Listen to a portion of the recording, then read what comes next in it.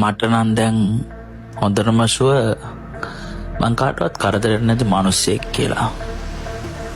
අඩුම තරමේ මටවත්. මොකද කිව්වොත් මට දැන් ජීවිතේ මෙහෙම වෙන්නම ඕනේ අරම වෙන්නම ඕනේ කියලා කිසිම බලාපොරොත්තුවක් නැහැ. මම දැන් ඉන්නේ සතුටිනුත් නෙමෙයි දුකිනුත් නෙමෙයි. ඒ සමහරක් විට මට තියෙන දේවල් නැති වුණත් අලුතෙන් දේවල් නැවෙන්නේ නැති වුණත් මට ඒක දානක් නැති හින්දා වෙන්නේ නැති.